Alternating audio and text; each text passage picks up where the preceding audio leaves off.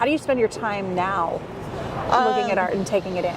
Well, I can't deny the influence of Instagram for finding artists, but certainly, being in a neighborhood like this where I, can go to 20 different galleries in a single afternoon and get a real sense of what's going on in the art world. Chelsea is one place for much more sort of established blue chip art, but if I'm feeling a little bit more, interested in something a little less sort of clean and well funded, going to the Lower East Side is great. The Lower East Side still has galleries that are sort of up staircases and behind hidden doors, and that's a ton of fun. And those galleries I really love because usually the directors and the people with the vision behind the gallery are sitting behind the desk, whereas you go to a place like Gagosian here or David's Werner, and there's just so many layers of gallery personnel in between you and the art that it feels a little less immediate and a little more replicable. These galleries will exist across the world.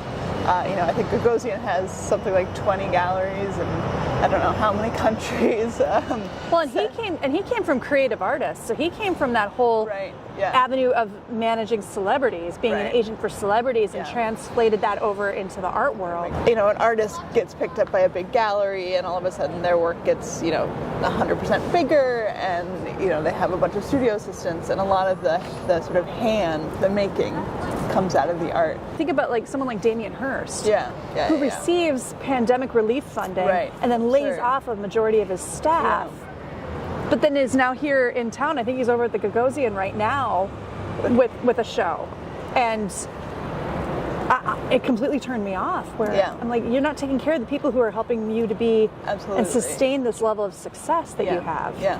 I'm excited to see more and more women front and center. I mean, the High Line, for instance. The Retainer isn't here. I'm so bummed we missed that sculpture. But only 2 of the public works here are by women. Right. And what organizations are doing to continue to challenge those norms and those, defaults. Exactly, it's a default. That's the thing. If you're not trying and you're not counting and you're not, making a serious effort to change the way that you do research or outreach, you're going to start, or you're going to end up, just perpetuating the status quo.